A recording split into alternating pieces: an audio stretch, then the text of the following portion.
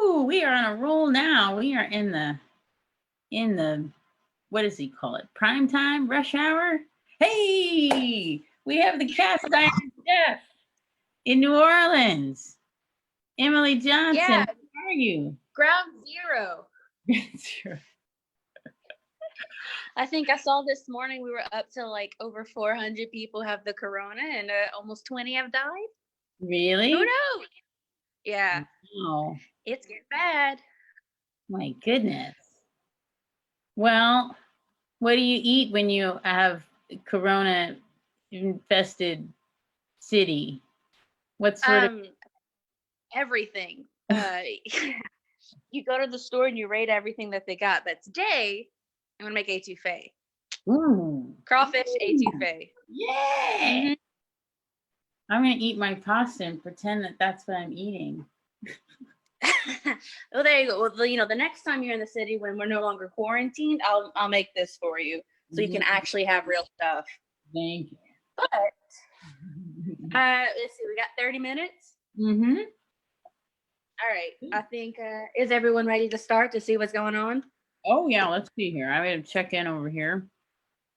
Mm-hmm. Not checked in on you guys in a minute. I assumed. Oh yeah, people are here. We're doing it. Oh yeah. Oh yeah. Cool. All right. Well, first and foremost, étouffée means to smother. And that is exactly how we're going to start this. Yeah. We're going to do two things at once because I only got 30 minutes. So in this pot is what we're going to smother our étouffée. And in this pot, we're going to make some rice. And in this one, we're going to make roux, but not until later. So I got those two going. And we're going to start with butter. So there's an old Cajun ratio. For every pound of crawfish you use, you need 1 stick of butter. And we're using the good.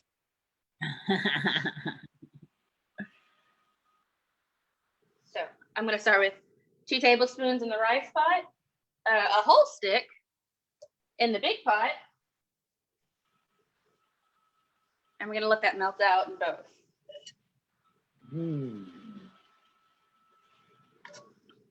A whole stick of butter, my goodness. For every pound of crawfish, and today we're using 2 pounds, so 2 sticks of butter. It's quite, it's healthy, you know? Yeah. It's just healthy.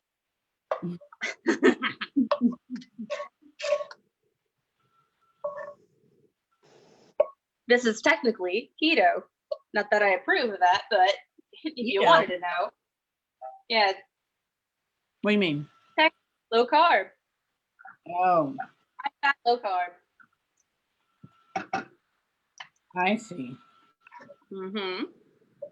Now, whenever you do start cooking, you do want to let your fats and your metals heat up. Metals have pores in them, and just like your face, when you apply it heat, it expands, right? And while that fat enters the pores, it makes a non-stick layer, and your food doesn't stick to the pan. At least not yet. We do want some stickage, but not that initial cold chicken in a cold skillet wants to tear away from you. Yeah. Mm-hmm. So further, butter has water content in it. And so when it's heated up in the oil, it starts to sizzle. That's how you know you're hot enough to start. So I'm going to start with my rice pot. I have about a half cup of minced onion here. And I'm going to saute that. Saute means to jump or move around. And we're just going to go until it's nice and translucent, just cook through.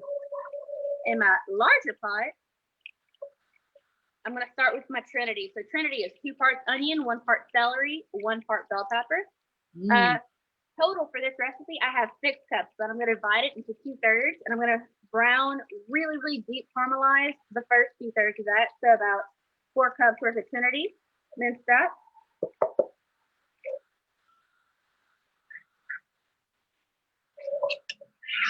And we're going to stay at this high heat. We're really going to break this down.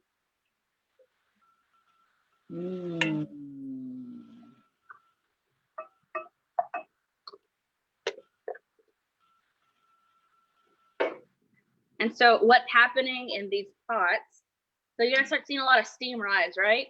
Mhm. That is the water evaporating out. Now, as that water evaporates out, the protein and the sugar structures are going to start breaking down, and they're going to start caramelizing, they're going to start browning. And this is where that first layer of flavor really starts to come in, right? All that caramelization, it's called the Maillard reaction. In Cajuns and Creole, we don't throw everything in the pot at once. We build. And so I'm going to let that caramelize. And I'm going to throw in my next set of ingredients. And I'm going to let that go. And that's going to caramelize. And it's going to start making all these layers of flavor.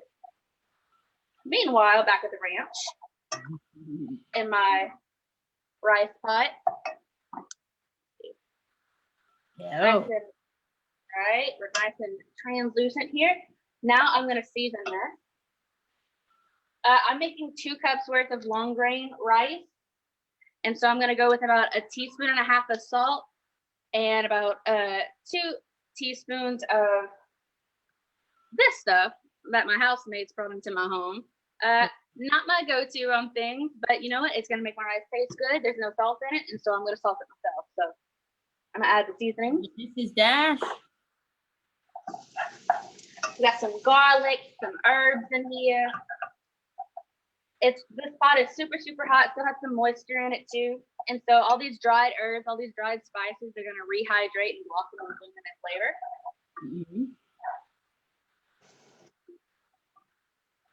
And it's really unfortunate that they have not made a smell-o-vision yet, because this is amazing. Oh, I bet.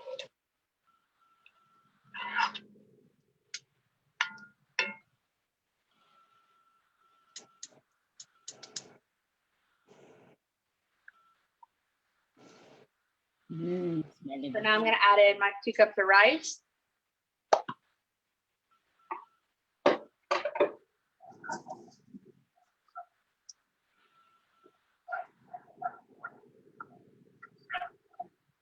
A lot of times when you make rice, like the directions say, bring the liquid up to a boil, then add the rice.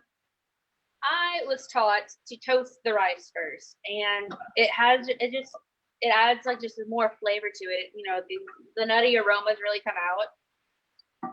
And it's help break them down as well. You'd end up not needing as much stock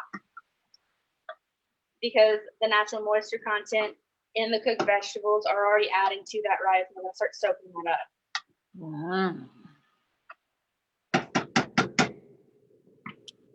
But all right, so I got 2 cups of rice. So I'm gonna go with 3 cups of stock. Because it is quarantine and people have been stocking up on their own kitchen ingredients. By the time I got to the store, all they had left on the aisles were turkey stock. Still not a bad stock to use, not my go-to. Yeah. But there's a lot of like richness, a lot of body to it. So you know, not a bad substitute. And Cajun food really is all about what you have on hand. So I'm gonna start with 2 cups here. And measure out 1 more cup, so we have 3.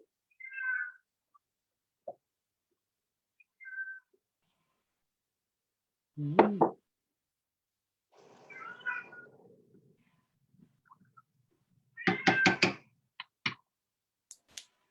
we're gonna let that come up to a boil.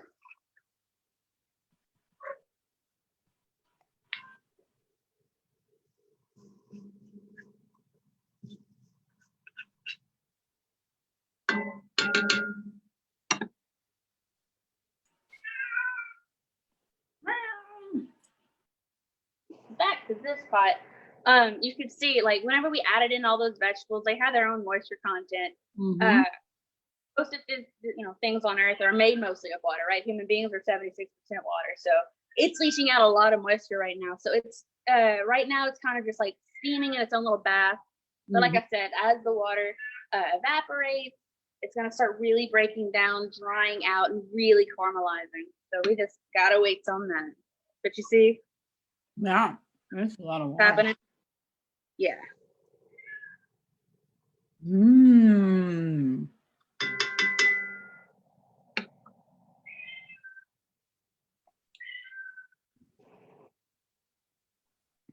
So now what's in the other pot? Just the onions? What'd you put in there? And the broth?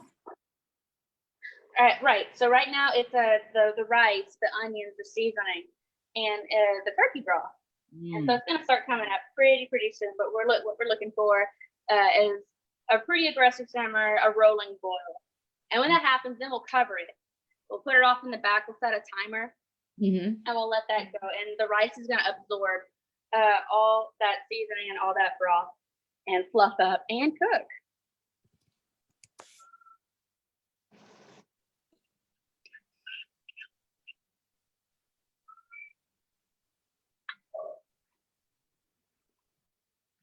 So leeway with this, I love crawfish etouffee. I like the backstory of it, really. And you know what? Since we're in a quarantine on the edge of the next Great Depression, I feel like this is the perfect opportunity to talk about this. So South Louisiana, like, you know, crawfish, people love come over here. Like, you know, it's like one of our biggest staples. So is rice. But it was actually considered a trash fish prior to the Great Depression. You know, there were these little mud bugs or whatever. Our main starch staple was not rice, it was actually corn. And, you know, Great Depression hits, the North suffers the Dust Bowl, the South suffers the Great Flood. And so just in one fell swoop, Great Flood comes in, we lose all the agriculture, we lose a bunch of the livestock, right? The entire country is literally starving. And so the federal government steps in and they start to find ways to feed everyone. And so when they get here, they see how well that we are retaining all of the floodwaters, right?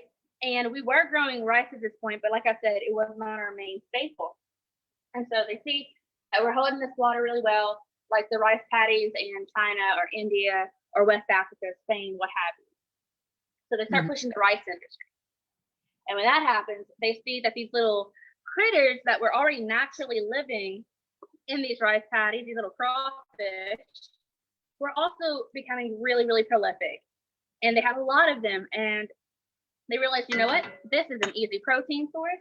We're going to start pushing this as well. So they start pushing the rice industry. They start pushing the crawfish industry. And the people of South Louisiana, we already had like this ceremonious view of food. There have been several times throughout our history where we were starving one day and then we weren't. And so we always had a reason to gather, and food was this communal thing. Chef Frank Bryson taught me food brings us together, food keeps us together. And so we've always had like that mentality.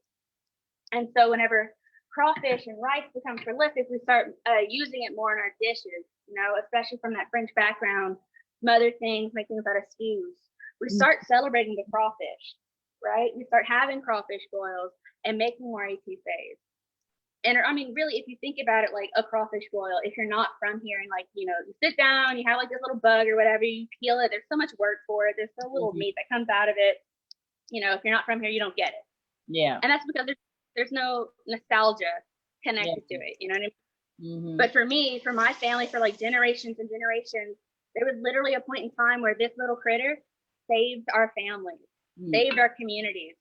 And so there is a bit of nostalgia and experience that is connected with eating that food. And so that's where crawfish really starts to become prolific and important to this culture. And so we start celebrating it. We start looking forward to crawfish season. Yeah. Somebody's asking here, in times like this, what's that? Somebody's asking how high is the heat on the cast iron? Oh, I'm at full heat right now. Because like I said, we're building flavor. And so every time I add in a new ingredient, it's cold. And so it drops the heat for me. Okay. So I'm starting at a high heat. And you have to know like what your kitchen equipment is capable of. Even though like this is a high heat, it could be a little higher. I just would have to get I need to get my stove readjusted again. But like I would say a medium high to a high heat. Again, you just have to know like what you're capable of. So if y'all could see the rice pot, I got a pretty aggressive boil going here. I'm going to cover it. I'm actually going to switch burners. And I'm going to let this simmer for about 17 minutes. And I'm going to go put a timer on. Meanwhile, in this pan, I'm going to make a roux.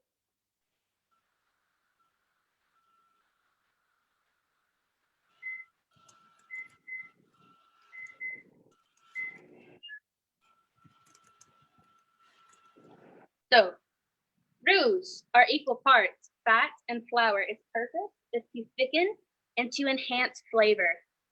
All right, even though I'm going to be making, even though I'm cooking flour in an oil, it's considered a dry heat method of cooking.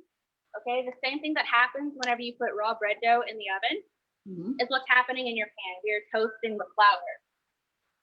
And so with that said, the longer you cook a roux, the more flavor it's going to envelop as that flour toast. However, the less thickening power it's going to have as the gluten structure starts to break down.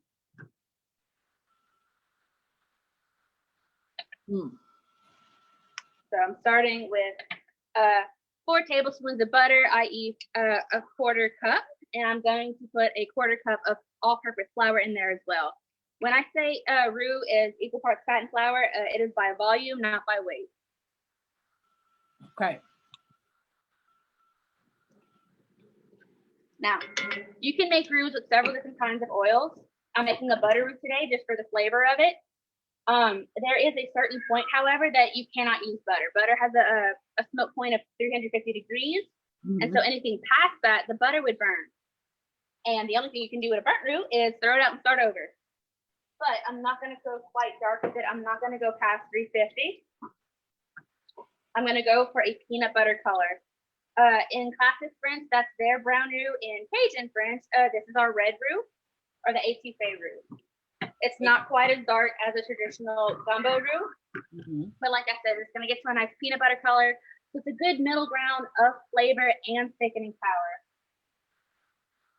So my butter's melted, it's sizzly, it's hot enough to start. I have a quarter cup of flour that I'm going to dust in. And I'm going to start stirring to incorporate everything, and I am not going to stop. That's the thing about roux. Yes, all this flour, it may tend to stick to the bottom and burn. Again, the only thing to do with a burnt roux is stir it out and start over. So start to combine, and when you start making a roux, you got to continuously move it around. All right. If your phone rings while you're making a roux, guess what? If it's important, it'll go to voicemail. You know, your doorbell rings, somebody knocks on the door. It's just the UPS man dropping off the Amazon packet. The Amazon packet will be fine. Your roux will not. You got to keep on stirring, okay? It'll turn into like putty. It'll like stick to the bottom, and you'll start seeing like little gritty bits and little specks, and you'll smell it too, and that's how you know that you burnt it. Yeah. There is a difference between acrid, like those charred flavors, and burnt. If you're not used to it, you may think it's burnt, but it's not. You're toasting it. So right now this is a blonde roux. All right, it got real frothy. Again, I wish y'all had smell-o-vision, because if you can smell it right now, you can smell these nutty aromas really starting to come out.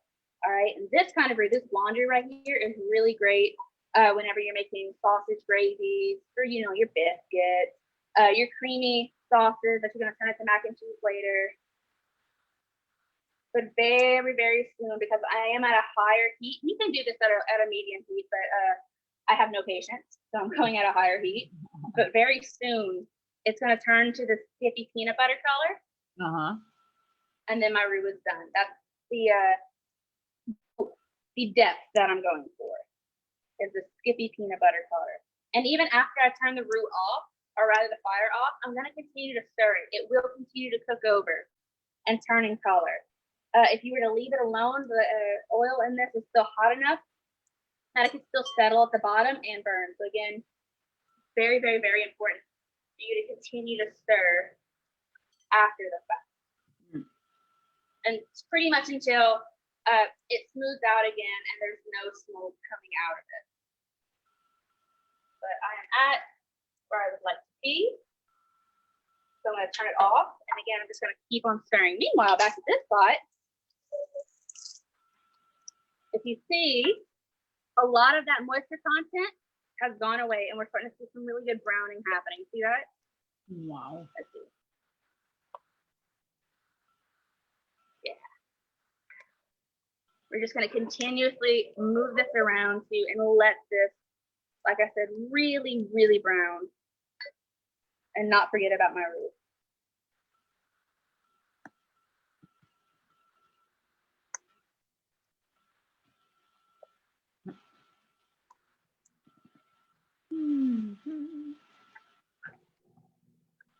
this right here, that is that color.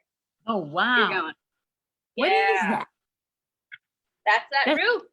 That's just flour and water? That was nothing but butter and flour. That's it. 1/4 cup and 1 cup. Butter and flour. It's beautiful. It is. But you know what? On its own, it tastes terrible. Yeah. The magic come out until it's like incorporated with other things. Oh, that's gorgeous.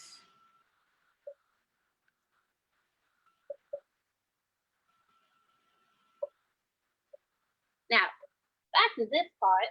Again, I'm going to use 6 cups worth of Trinity and throughout the entire recipe, but I broke it down to 2/3 basically. So the first 2/3 is the special. That's when I'm deeply, deeply caramelizing, right? I'm gonna get really, really brown. And again, that's just for multiple layers of flavor. All right, this is gonna become very, very mushy. It's gonna have a lot of those like caramel, sweet notes that vegetables naturally have.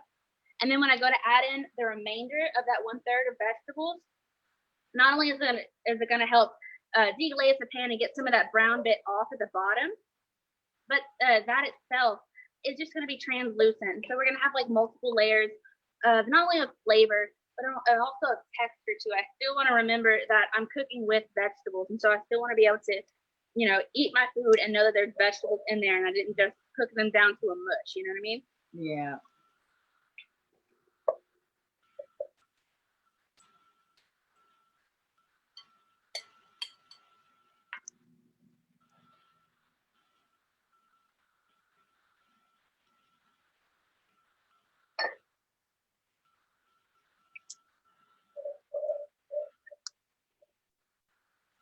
Mmm.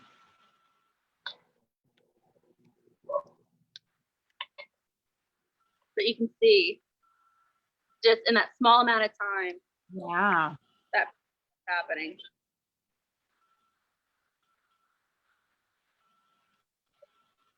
And see, and as you're cooking, it's always a good idea for you to have some stock just like sitting and waiting on hand too. If ever you get to a point where you're like starting to see maybe a little too much sticking, like maybe your fire's a little too high, or you know, you're kind of afraid that maybe you're gonna burn it. Yeah. If you just hit it with a little bit of stock at a time, it kind of helps deglaze and bring it back up so you're not burning, you're not sticking. It'll help drop the fire in your pot, you know, and you can have a little more control with it. Yeah. And it's tastier than water. Right, exactly. If there's an opportunity for you to use extra flavor, why not? You know? Yeah. Water will only get the job done.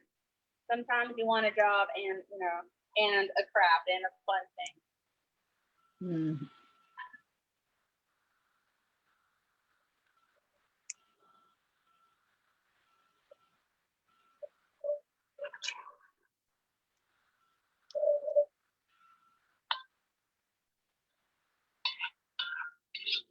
I hate the circumstances for which we're doing this, but I'm really glad that we're doing it. Yeah, I mean, this is great. I'm so glad you were able to do this. Man, I mean, you guys are really came through for me with my wacky idea. I mean, the best ideas are the wacky ones, right? Yeah, that's true. Makes life a little more interesting. Everybody said, "Why it's so last minute? I don't know. I don't have time." You know, I mean, more than half of the people. That's a DS excuse. I don't have time to. You have all the time in the world because literally everyone's quarantined right now. We can't go anywhere. What are you gonna do? Sleep? Well, I can understand that. You know, like psychological time. You need more time to prepare stuff. But I don't know why I had such a wild hair. I just wanted to do it this weekend. I wanted to, you know, while I was sitting here in this hotel room for a week, I had to do something. So yeah. So I apologize to all the people listening who said, "Oh, I would have done it if you had it next week." I just want to be impulsive, reckless. Sometimes. No time like the present. Yeah. Oh All right, man, why so does it see look how like so dark much? we are? You put so much Trinity in there. Now it's all cooked down. Right, and it reduces that much, and it gets this brown. And see, a lot of people at this point, because they're just not used to this kind of cooking, they're like, "Oh no, look at how brown it is. I think I'm burning it." You are not burning it. Trust me. Trust me. All right, this is going to get very, very dark. And again, as long as you keep moving it around and making sure it's not sticking, you're gonna be just fine. You trust me. The human scent, you know what's burnt and what's not. Yeah. This is not burnt. Again, I wish smell-o-vision was a thing because it smells like nothing but just caramel notes. But we're ready for our next stage. Again, this was like a whole quart worth of chopped vegetables, right? Mm-hmm. So here's the last 2 cups worth. So you can see the stark color difference, right? Yeah. Yeah.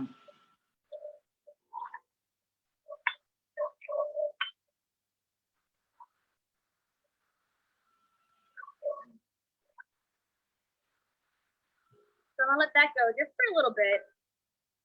But again, this next set is not gonna get as nearly caramelized as the next, as the first initial trinity. We're just gonna go for a saute, a basic translucent here. And again, I'm gonna start building my flavor. I'm gonna start seasoning. Again, I'm using high heat. And so again, we're building flavor. I didn't add any garlic yet or any other kind of like soft vegetable, in your high heat cooking process, your garlic, your ginger, your lemongrass, what have you.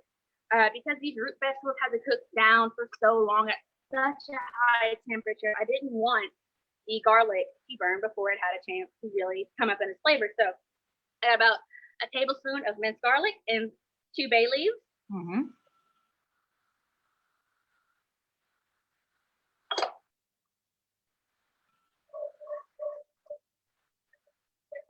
And that's going to become nice and fragrant as well. That's going to start cooking. I have my Creole seasoning blend. This one I make myself. Hello. Spices is nice. Fishes and dishes. So like, don't be afraid of that red color. That is mostly paprika and some other really great herbs and spices. But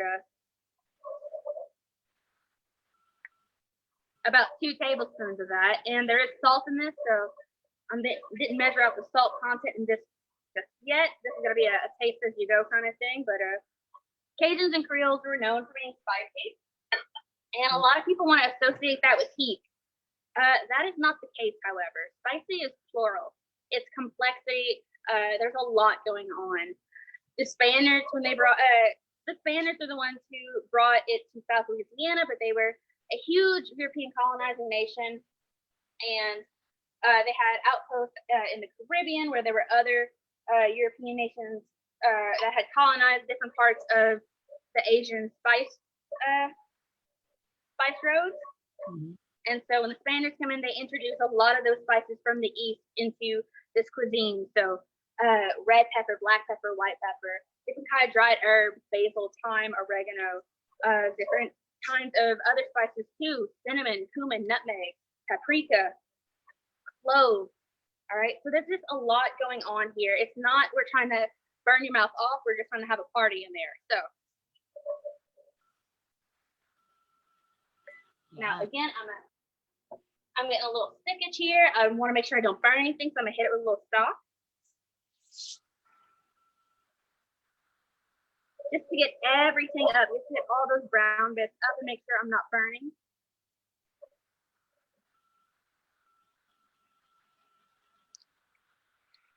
Oh, let me check. We've got a little bit over. How much longer do you have? More or less. I think I got a 2 minutes or so. Oh, all right. Almost. Yeah. By the time the rice is done, everything else will be done too. So. But where's the crawfish? Aha! So whenever they harvest the crawfish to take it out, to take the meat out of its casing, they have to blend them first. So crawfish tails, when you get them, they're vacuum sealed in their own fat, but they're also already cooked. So you don't want to cook its head or too early because they'll just become rubbery and have a weird mouthfeel to it. So it's going to be one of the very last things that we put into this. But before we do that, we're going to add a few fun things. So this, as far as this step goes, this is a very traditional etouffee. This is whenever we leave the dust road, however, and we enter Chef Emily territory. And so the beautiful thing about food is that it evolves. And so we have more things available to us in our pantry, things like fish sauce. And I'm going to add about fish sauce, a quarter cup of that. We're just adding extra umami to this. If you are familiar with gochujang or sriracha, you know, fermented garlic and peppers, we got a Cajun version of that called pepper sauce, garlic sauce. I'm gonna put about a quarter cup of that in there as well. And jalapeno Tabasco, because this is my favorite, and I do like heat, so I'm gonna be a little liberal with that. Mix. I can smell that.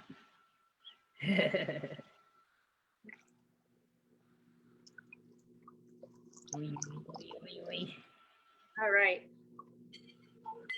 So I added some more stock, and so it kind of has like this little soupy consistency right now.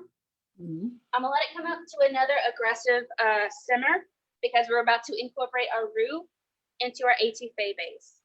Roux is mostly oil, that is mostly water, and oil and water don't like each other. And so you have to emulsify it. And the only way that's gonna properly happen is if we get the water molecules moving extremely fast so that they can incorporate with the oil. And my timer on my rice went off, so I'm gonna check that.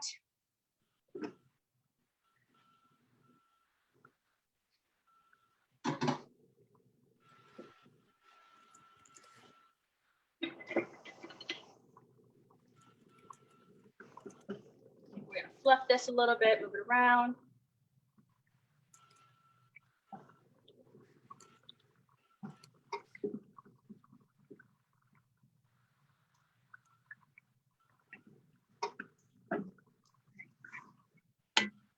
And I'm going to start incorporating my roux into my etouffee base.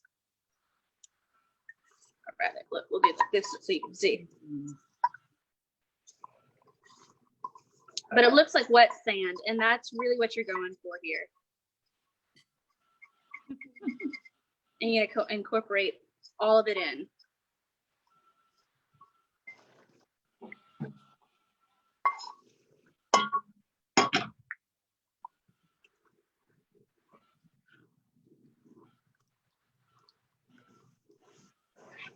And now I'm going to put in my crawfish.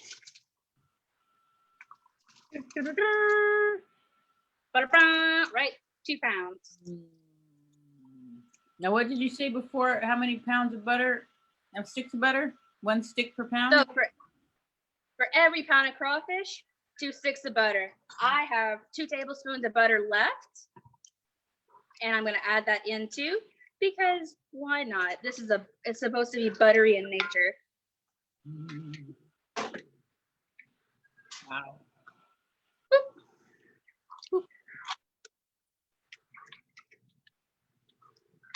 Oh my.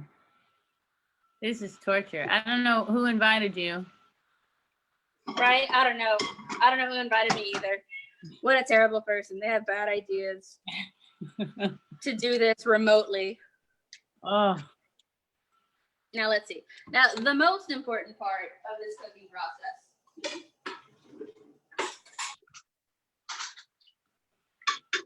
is tasting. It's always important for you to taste as you go. For you to salt as you go. That's really good. But also salt. A lot of people are afraid of salt on its own. It's very intrusive, but it is a mineral, and its purpose is to enhance. Whenever like you're reading a dessert recipe and it says to put salt in it, it's so that it tastes sweeter, you know? Caramel lattes taste great, but what tastes better? A salted caramel latte, right? It goes from Oh. tasting like caramel to Mhm. caramel. It Yeah. enhances, That's true. right? So whenever you're tasting your food, and yeah, it's pretty good, but maybe it could be a little bit better. There's almost a hole in the middle of your tongue. That is your palate telling you that you need more salt.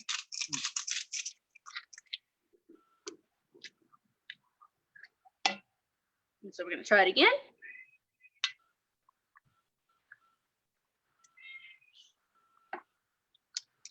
And there is no more hole in my palate. And that's it. Wow. I think that, hang on here. This calls for the big gun. That was rather impressive.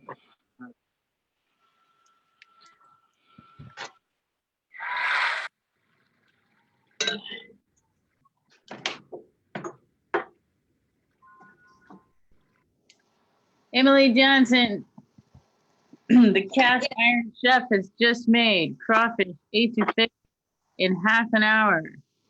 Oh, we got some garnish. Oh. Beautiful. Yep. A little green onion right there. Beautiful. But that's it. I mean, relatively simple, easy to make. As long as you set yourself up, it's called mise en place, everything in its place. As long as you set yourself up to do everything step by step ahead of time, this is easy peasy, all right? This is easy for you to get a little drunk and drink while you do this. As long as it's set up and ready for you to go, you know what I mean? Yes. Now, what were you just named? One of the top chefs? Oh, so the American Culinary Federation of New Orleans has named me one of the best chefs Louisiana nominees. So unfortunately, the event itself was postponed for this virus, but at some point, I get to go head to head with 30 other chefs from around the state and, see what they got, see what I got. All right. Well, thank you very much, and good luck with your nomination. And everybody, you can check out Cast Iron Chef Emily Johnson's site. It is on the Quarantuned.com website there. Thank you, Emily. And I'll see you in October for Jazz Fest, I guess. That's when we're doing it. Something like that? Okay. Mm-hmm. Sounds good to me. All right. Bye. Thank you. Bye. Bye.